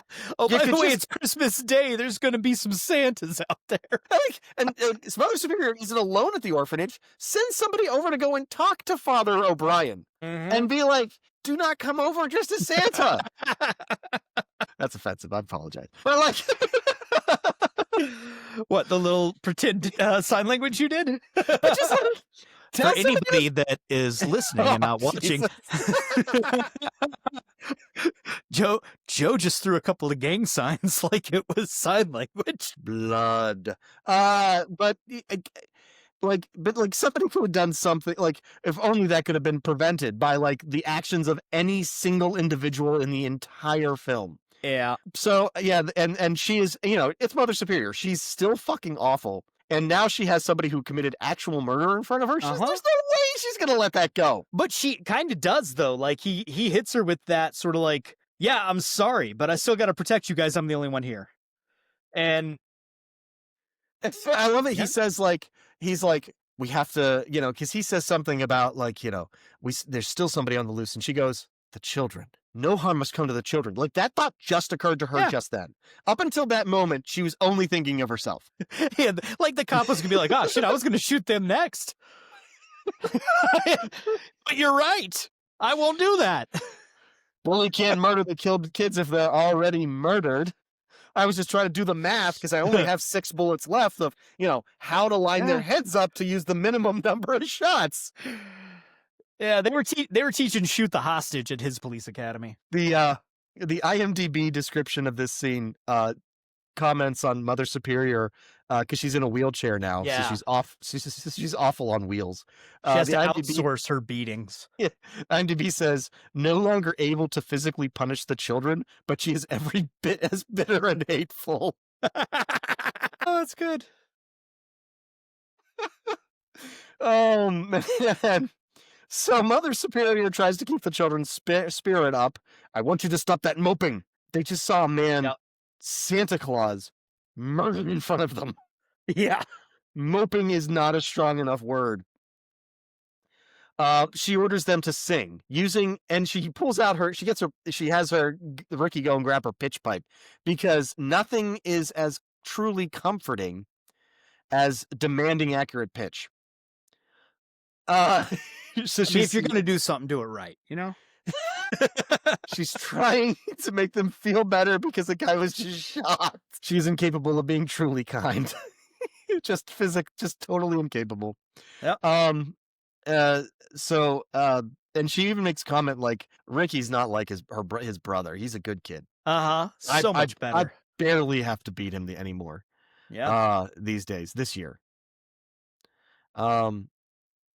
So the cop, goes around the outside of the building. He ends up getting ambushed by Billy in an outline building that he's checking. But not before he like Kojak clears that building. Like, he does a great job. Amazing 80s like stand by the door with the gun by your face and then leap out into the door. That rusted out dangerous water heater is not going to take anybody's life today. It's a weird basement thing that you get to from a door outside that doesn't go anywhere else. It's the kind of thing that you have when a building is incredibly old and nobody has the money to truly keep it up. Yeah. Anyway, he gets an axe in the chest, the fucking end of that guy. And we see Billy approaches the front door, and a small boy, seeing Santa Claus, just opens it for him because of course he would. It's Santa. Which again proves Mother Superior and her disciplinary tactics do not fucking work. Because she told them, like, we're not going to open the door. Like, he even says, like, don't let anybody in. Don't let anybody in. And she's like, nobody's going to get in. Immediately he gets in. It's fucking ridiculous. And so, with all of us cheering him on, he goes to swing on Mother Superior. Finally. And just at that moment, the cop and Margaret get there and the cop shoots Billy because fuck you, movie. So Billy collapses dead at Sister Margaret's feet His dying words to the children are, "You're safe now, Santa Claus is gone," proving that he's out of touch with reality, as they'll never be safe with that Harper Mother Superior still rolling around with her philosophy of extreme punishment. Billy's axe falls at the feet of young Lord Ricky, who looks at Mother Superior and says, "Naughty." End. Which is awesome. It's a great let's end to not that forget, movie. like, Mother Superior yells over and over again, "There is no Santa Claus. There is no Santa Claus." Children, Santa's not real. It's just like I don't. I can't even. It's just so bad for the kids. Yeah, that's Silent Night, Deadly Night. Like I said, like we get a lot. Essentially Billy is the protagonist of the film because we get everything from his perspective. We get all of his motivation. Even when he goes on his murderous rampage, we're like, well, this was where this was going. You know what I mean? He was gonna snap, and He was. That's what they've been training him to do. All right, we are back. We're recording again. My background and everything's changed because we had some issues with the last recording, and so we're picking up where we left off, talking about the sequels. Yes. All right. Let's talk about I believe we left off with Silent Night, Deadly Night 2, which is Yeah, we got up to the point where we established that he was just on a killing spree and not in a Santa suit or anything. That's pretty much the entire movie. You get a recap of the first one, you get some more kills, and then he gets shot in the head, I think, at the end. Which is so then we get into, I mean, it's disappointing as far as a sequel to Silent Night, Deadly Night goes, because it gives you nothing. And it just but I haven't even seen it, and I know that it at least gave us the Garbage Day. It did give us Garbage Day. That is true. It's just like the first one gives us so much, and it's just like you're celebrating the wrong parts. Not that the gore and the kills and everything isn't fantastic. It's a very creative slasher, but like there's meat on that bone. You know what I mean? Mm-hmm. And they're leaving it. In the interim, I have seen all of the movies in the series. So we'll start with Silent Night, Deadly Night 3. Okay. Don't something or other, and it's not important. It's not a very good movie. It's very slow. It's got this weird plot of a doctor is conducting experiments with a psychic girl to try, who's also blind. That's okay. I don't know. That for some reason that's important. And he's trying to get her to contact the consciousness of a guy who's in a coma. It turns out that the guy that's in the coma is Ricky from part 2. Okay. And they get into it in the head. Yeah, they get into it in the movie. He had reconstructive surgery performed on his brain, which is not a thing. And he's been in a vegetative state ever since.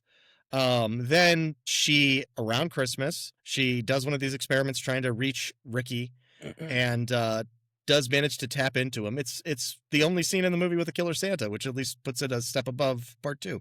Right. And then she goes home. She goes to visit her grandma for the holidays with her brother and her brother's girlfriend, whom she does not like. And Ricky gets up and goes on a killing spree. Ricky, played by Bill Moseley, it should be noted. You know, really, he's good for a B movie. Okay, plot. yeah, and it's especially like it's funny because Bill Moseley was also in another sequel, like in the Texas Chainsaw Massacre 2. Mm-hmm.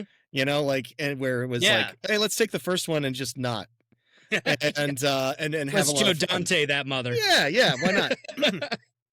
So, and also, it should be noted, this is the weirdest stuff. He doesn't look like a normal guy. His whole brain is exposed. There's like a bowl on his head, and you can see it's glass, and you can see his brain through it with liquid sloshing around. I mean, Joe, you go to all the work to reconstruct a brain. You want to show it off. And then it's got this like it's bubbling and everything. So I assume that it's a fish tank pump at the back of his head with like blinking lights and wires and stuff.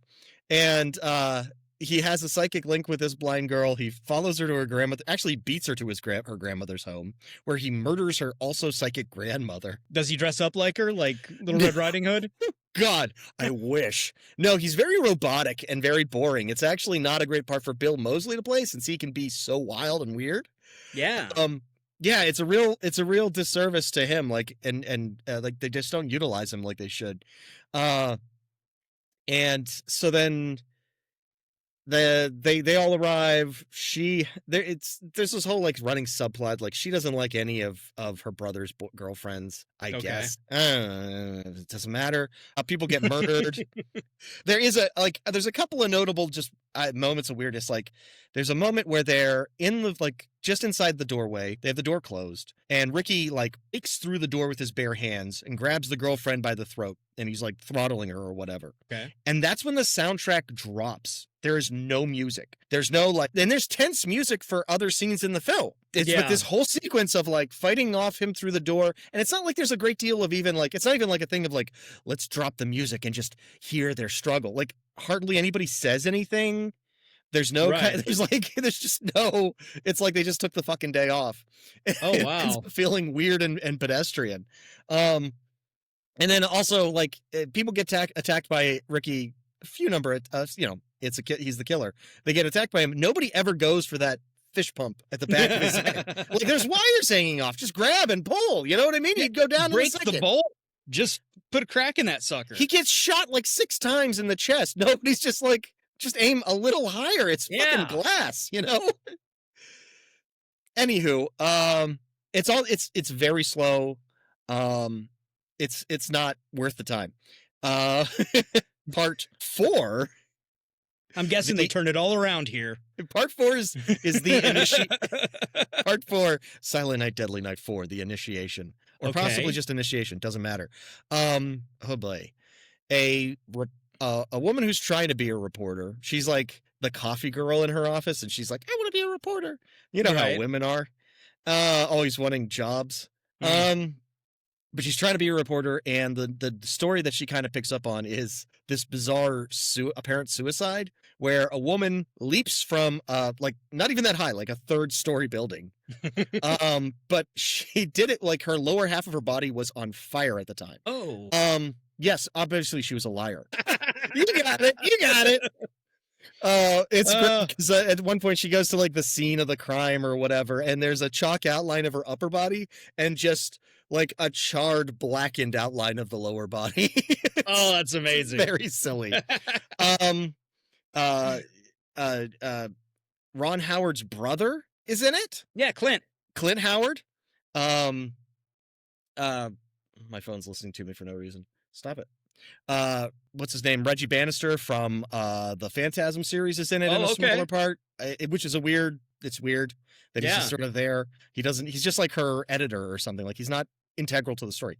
And what eventually comes out is that there's a coven of witches, and they were trying to get this woman to become the head of the coven's daughters somehow. Like, I don't know. It involves a lot of like giant insects. And also apparently it takes place around Christmas because they shoehorn that shit in real fast. There's also like that's the like there's a single shot of Clint Howard, who's like the crazy homeless guy who helps the coven out for reasons unknown. He's their Renfield. Yeah. There's a shot where he breaks into her apartment and he's just sort of watching TV, and the movie he's watching is like the first 5 minutes of part 3. And and she's like, "What are you doing here?" And he turns around, he's like, "Yeah, Killer Santa." Like, that's the only reference you're gonna get to the and then how meta. Oh my god, it's ridiculous. In the end, there's a whole thing like they want her to sacrifice her ex-boyfriend's little brother to become this goddess daughter figure, whatever, doesn't matter. And she rejects them, and they catch on fire instead of her. Then the witches all die, and she goes and apparently adopts the little brother kid because they also killed his parents. And that's the end of that movie. Part 5. Okay. Part 5, Moving right along. Part 4 isn't bad. Isn't a bad watch. It just gets kind of into like this whole weird like insect thing. It reminded me a lot of how like, oh shit, Naked Lunch and its visuals, like a lot of like leg sex with KY jelly on it. You know what I mean? It's not the worst. It's also not great. So Part 5, the Toy Maker. This is the one with Mickey Rooney? Yes, Mickey Rooney, who famously protested the first one, or objected to the first one. And the running theory is that the script was just titled The Toy Maker, and they slipped in the Silent Night, Deadly Night afterwards. So Mickey Rooney plays a toy maker who appears to be making killer toys. Okay. There's also this parallel plot thing where they're like, it's this drawn out metaphor of Pinocchio, because he has a teenage son named Pino, and then his name is Joe Petto, Petto. Okay. His toy store is named after him, Petto Toys. You walk in the door and Mr. Petto himself greets your child warmly. No. How come you happy today, child? It's me, Mr. Petto. Mickey Rooney must have been behind on his fucking house payments. I mean, how is there nobody in the room who's like, maybe don't call him, maybe don't suggest that he's violating children in some small way? God. It all ends it's weird. His son is actually a robot that he built. A robot. And then his son is actually the one making the killer toys. And the survivors of the first movie, the woman reporter and the kid, who she apparently adopted as her own child, appear as the same characters, or at least with the same character names, in Part 5. You mean from Part 4? From Part 4. It's a weird level of connection because it's like, at one point she says, well, I've had some weird stuff happen in my life, and that's all the reference you're going to get to Part 4. It's very strange. Yeah. In the end, they have to destroy Pino the robot because he has gone insane and murdered his father. The end of the movie. Okay. It's fun. It's a fun watch. It's probably the best of the sequels. So there's that. Yeah. Is it free anywhere? It's free. Yes. It's as well it should be. If anybody charges you money to see this movie, oh my God, they're a criminal. They're a criminal person doing crimes. Well, where is it free? Tubi? I believe I watched it on Tubi, and Tubi gives you the option of watching at 1.5 times speed, and I recommend that. So, the final film, there's a remake they released in 2012 called Silent Night. It's bad. It's this very standard slasher where we follow our final girl instead of following the killer. The whole thing is that like he doesn't say anything, like it's Silent Night. Right. And it's literally just a guy in a Santa suit massacring people. It's weird because it takes place in a very small town that is also somehow host to like SantaCon levels of Santas hanging around it for Christmas. Like there's a ton of people in Santa suits, so it's like, oh, which Santa is it? I don't know. Maybe it's the one that's covered in blood. That one it suffers from a very kind of, it's just sort of bad writing. At the beginning, we are introduced to every single victim that he's going to have, and very explicitly introduced to why they will be a victim, what their kind of sins are. Nothing very exciting. It's all very pedestrian. Okay. And then in a weird move, there are two real stars, major stars, well, minor stars, who show up in the movie in smaller parts.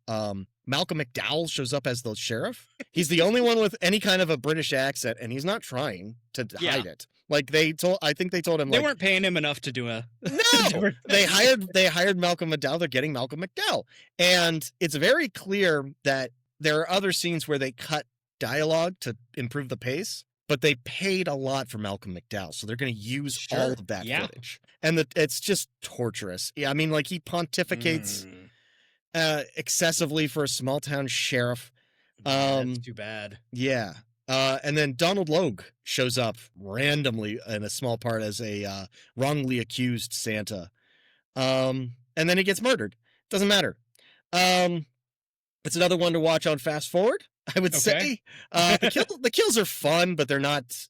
It's nothing great, and it's definitely not a sort of thing. Because I was watching it, I'm like, were they even going for a remake, or is it just one of these things where IMDb thinks it's a remake because it's called Silent Night? There are specific scenes, like lines, like the Garbage Day line is referenced, things that are referenced from the original, and it's like, ooh, I wouldn't draw those comparisons. It might not look great on you. Well, then also we've got the new one coming out, and it looks like they took the idea of the guy who saw his parents killed on Christmas Eve and then made a completely different movie too. Yeah, the 2025 remake is due out this Friday as of the time of this recording. I'm excited to see it. There's as a promo, I sent you this. They put there's a single scene in the movie that they put on endless loop on YouTube. Yeah, for Bloody Disgusting. From Bloody, yeah, and it's our killer Santa Billy goes to follows an intended victim to a part what he thinks is a regular party, turns out to be a I'm dreaming of a white power Christmas Nazi party. And he goes back out to his car, gets his axe, goes back in, locks the door, and and just massacres Nazis. Nice. It's a pretty fun scene. It appears that like he's got a voice in his head telling him to do stuff. Okay. So it's a different setup than just like the switch is flipped and now he's doing this. That's fine. Yeah. I don't mind it. I'm still interested to see it. And honestly, it's like, as long as it's a fun watch, I'm not gonna hate on it.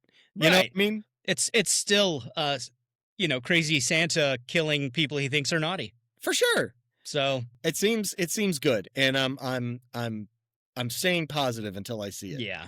Well, and as much as I like Silent Night, Deadly Night on this watch that we did for this, sure, it is not it's not some precious untouchable thing. It's got absolutely 4 shitty sequels, 1 bad remake already. I mean, fucking do what you want with it. Yeah, and what's the worst you can do? Add another body to the pile, like proverbially, like it's gonna be better than some of the other things that came after it. Guaranteed. Absolutely. So, I mean, like just judging from the one scene that we've seen, it already is. Yeah. So yeah, it's good popcorn fare. Well, since we talked about the sequels and the remakes, we got to do sequelitis. Sequelitis, which we already did. We just lost all of my side of the conversation. So I've got what I have now is a recording of you talking at length and pausing and then responding to things you can't hear. I watched a little bit of that. It's unsettling.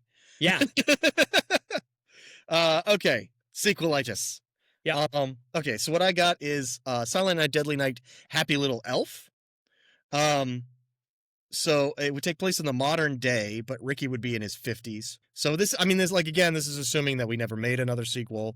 Right. Yeah. We're starting. We're from doing scratch. a direct sequel to the movie we just covered. Right. The original Silent Night, Deadly Night. Right. So at this point, Grandpa Ricky lives with his adult son and his adult son's family, where he's pretty much in the same state we saw Grandpa in at the start of the original. He's catatonic and motionless. His daughter-in-law, we're going to call her Lily, thinks he might as well be in a home, as they employ a private nurse to just take care of him in-house, like a live-in nurse. Right.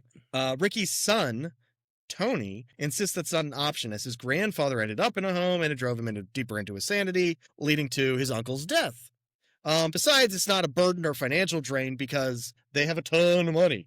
Tony made a fortune in toy manufacture, as it turns out. So they live in a mansion with plenty of room to tuck away Grandpa Ricky when they don't want to see him. We also meet Tony and Lily's 3 children, 2 boys, Robert and Brian, and their girl, Brittany. As the story progresses, we see that Ricky's live-in nurse is also Tony's mistress. And after doing the bare minimum to care for Ricky, spends her time either enjoying the amenities of the house or banging Tony. Okay. Which is just fine for Ricky, who, when he's left alone with Robert, the oldest boy, becomes animated and carefully fills Robert's head with his crazy evil Santa stories, and about how the only way to avoid punishment is to assist Santa in doling it out like an evil little elf. The holidays come and the family, along with an entourage of servants, go out to see the Nutcracker, but Robert pretends to not feel well. Once the little bastard is alone in the house, he slits his lone caretaker's throat and booby traps the house, Home Alone style. So then the remainder of the film is the family and such coming back and having to deal with these elaborate death traps the kid has constructed. Except more realistic than Home Alone, because the traps actually hurt and kill people. Exactly, like Home Alone, but if it was actually like a horror movie. Because those paint buckets alone would have killed both those dudes. Right? It's just Oh man, it's like imagine like the gleeful like I'm up here, and then like the buckets, and then you even get like the cartoon like, and then the Yeah. bucket hits and the face just shatters. yeah, it's just like the sound of an egg being crushed. And they're caved in bloody mess of a face. Sounds like fun to me. So the end sees Grandpa Ricky get to his feet and guiding Robert.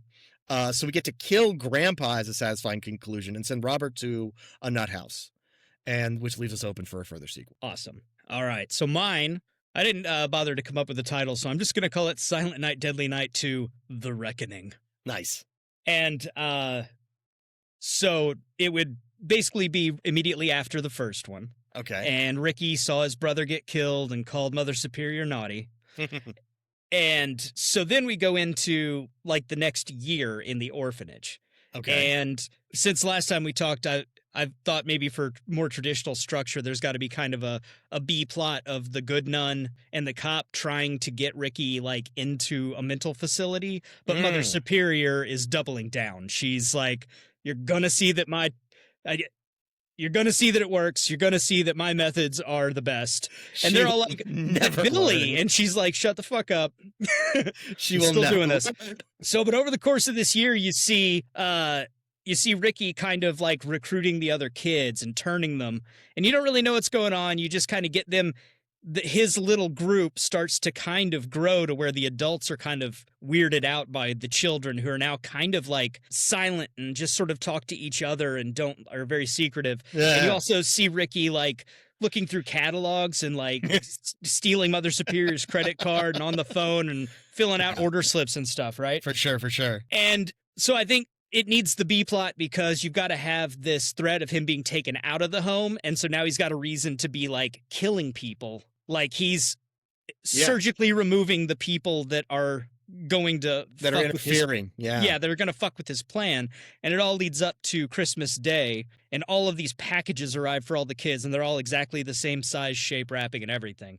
And they all open them. And it's a bunch of child-sized Santa costumes. And they all put them on, and Ricky hands out, like, all these weapons he's just been, like, collecting. Like, maybe also throughout, you see him, like, steal a knife from the kitchen, like, pick up a hatchet when the groundskeeper isn't like looking. a gardening implement. Yeah, and, like, stash him under the floorboards in his room. And so they all dress up, they all take their weapon, and then all the kids just cut loose. They all descend on Mother Superior. They go after all the other nuns, the adults. And the whole third act is just this small army of murderous Santa children spreading out into the town, wreaking havoc. I don't know how you beat that, like how you end that. I don't know what the cops are going to do aside from murder a bunch of children to put an end to this. Well, I imagine... I imagine some kind of like large scale thing that they're building that is essentially a bomb. Like they're going to wipe the town off the map. Oh, that'd be good. And then like the good guys are like, no, we got to stop them from doing this. And they just fail at that. And but they also prevent the kids from leaving so that they all just die in a giant explosion. God. Children of the Damned. Yeah. You know? Yeah, or they've like rounded up a bunch of them and they're in jail, but they're like watching the clock and then throwing the cops off. They're like, what? And they're like, you'll see. And then fucking detonations all across town. That'd be pretty great. That would be. I love it. I love it. We should see if they'll let us make the sequel to the new one. I mean, apparently for a while there in like the 80s and 90s, they were just letting anybody on the property. So this is true. That is true. I still, oh God, I can't believe I watched those movies. Who produced those? They like, everybody was grinding out those kinds of movies in the 80s. But I mean, there were a couple of big hitters, Golan Globus and, obviously Roger Corman and all of those guys, fucking Full Moon, Troma. Yeah. But to do a whole franchise, you'd think there'd be a studio of some kind. The thing is that each of the films felt so disconnected. I don't know if there was that level of continuity between them where it was the same people kind of shepherding it. I think it was more of a thing of like... Well, I'm really just thinking of who holds the rights. Right. And can provide any kind of funding for a sequel. Yeah. Especially when you actually start to get a couple of people with some names further down the line. But well, hey, I mean, they did it with in 2012. They got... yeah. Oh, God, that movie was so boring. It's so sad that it's so boring. Well, and he had just done all of the Rob Zombie Halloween remakes too, right? The first kill in the 2012 remake, Santa Claus goes downstairs and he's a guy tied up and like blindfolded. And he takes the blind. Maybe he's not blindfolded. Doesn't matter. But he's tied to a chair, and he comes down and he shows him the axe. Yeah. And the guy starts pleading for his life. Then he kills the guy by electrocuting him with Christmas lights. He shows him the axe and then doesn't use it. That is that's emblematic of the entire film. Wow. You know what I mean? You know, misdirect. Hey, look over here. Get you over here. That's not what slashers are for. Misdirect. I'm gonna write a screenplay about a slasher who uses close-up magic to get you. David Blaine finally flipped. Yep. I'm culturally relevant, damn it.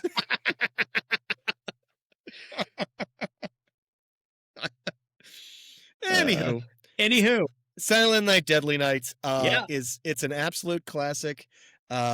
As far as Christmas horror goes, that it doesn't take itself too seriously. Like, it's fun, it's crazy, but it's also like a really original in terms of concept. And I love it for it. It's so much fun. And it's so early, you know, in the slasher genre. And it's just so crazy that it came out the same weekend as Nightmare on Elm Street. I know, it's wild. It could have been a bigger franchise if they hadn't bowed to the protest and pulled it from theaters after 2 weeks. That's true, but I also think that it's sort of like maybe it wouldn't have. Maybe if there was no controversy, nobody would have gone to see it. Well, that's true. I'm not saying like controversy. I'm just saying like if it had made 20 million, then we might have gotten some better attention to the sequels, and we might, be talking about it as like one of those classics. You know what I mean? Like, hell, look at Friday the 13th. It was like part 3 before we even got Jason. Jason's in 2. Is he? Yeah, it was part 3 before we got the hockey mask. He's got the burlap sack in 2. But a resurrected Jason didn't show up until like part 4. So there's room to do Billy coming back from the dead. Sure. For a sequel. I think probably what happened with part 2 is that they were trying to walk some sort of a fine line where they wouldn't get shut down. So no Santa suit. It's barely even Christmas. Right. But it was so infamous that they wanted to be able to use the name at least to drive traffic. So for sure. And then we'll show like all of the most fucked up parts where Santa actually kills people. Yeah. And by then maybe they've been able to push it out on VHS or something, Oh, I'm pretty sure it was direct to VHS. I'm pretty sure all the sequels were. But the original, so more people could see it without after it got yanked from the theaters. But for all that, I'm glad that so many sequels got kind of pooped out over the years because it kept the spirit of the memory of the original alive, and it is quality. Well, and I just love the existence of shitty horror franchises. I don't know why. I think we talked about earlier in this episode. I think we talked about Leprechaun. Right.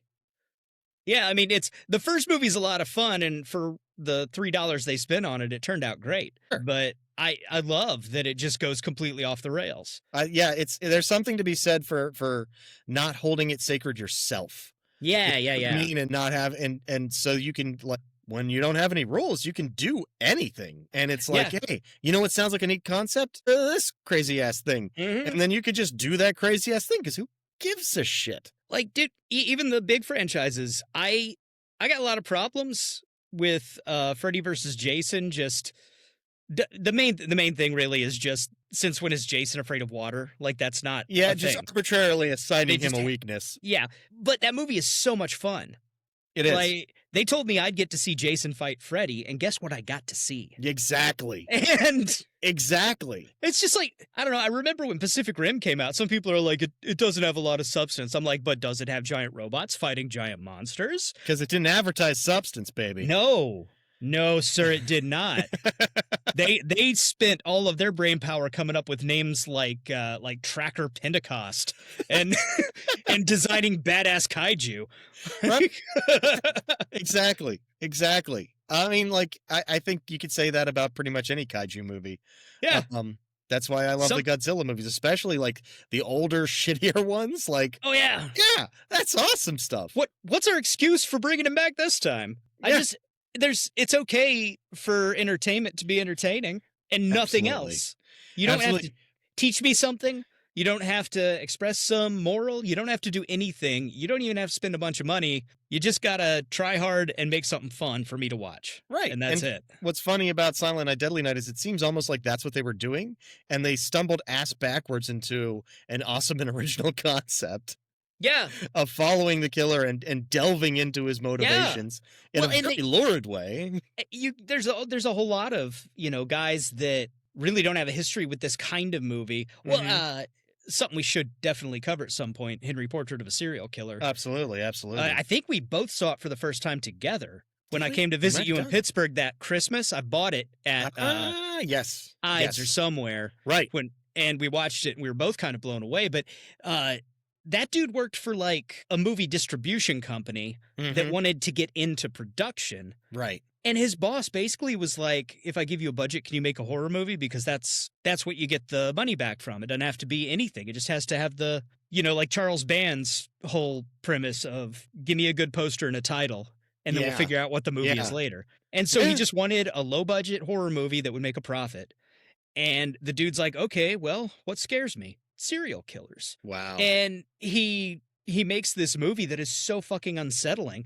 And then he shows it to his boss. His boss is like, dude, I thought it was going to be like Friday the 13th. Like, what the fuck? right. It's like, are you all right, dude? But I'm just saying, it's a guy that never made a movie. He just wanted to and got an opportunity and was like, well, it's supposed to be scary. Let's do that. That is that kind of like outsider thing of like, I don't know the rules, so I don't have to play by them. Yeah. I think there's an amazing power in not knowing what you can and can't do. For sure. I think a lot of things are a lot more possible than anybody believes. Right. That's why it's so much fun to see like, to see like deconstructionist stuff that we're getting these days, like, what was it? Presence and, in a Violent Nature. Yeah. We're kind of like, we can do exactly like a cookie cutter plot and just shift the perspective, and we can lose so much extraneous stuff. Oh, and tell the same story and have it be really satisfying. Yeah, and it is. And I think there is a line that you can draw to Silent Night, Deadly Night, where we've got a slasher that doesn't have a final girl. You know what I mean? Like, it's crazy when you start looking at it like, oh, what are the tropes of the slasher? Because this is definitely a slasher. Well, and who doesn't cover his face. Doesn't cover his face. He's not faceless. He's not. He just is, and we completely understand his motivations. He's not a mystery at all, and that's so much better. Yeah, it's great in this kind. I mean, I don't think that if you led into Nightmare on Elm Street with all of Freddy's backstory, it would have been as good. No, but for this specific thing, the way they played it out, it was great. Yeah, no, Loved it. There's the mystery. Yeah, I mean, certain kinds of stories lend themselves to an air of mystery like that, but this one didn't need it. Yeah. It worked better without it, and it's the tension comes instead from, well, what the hell is he going to do next? Yeah. I love it. Yeah. It's just like you're watching this kid's whole life and it's a train wreck from start to finish. Yeah. And you're like, well, yeah, I know where this leads. Yeah. I can see the lines connecting, It's absolutely. Fantastic. Tremendous movie. I think we did it. Yes, I think we did.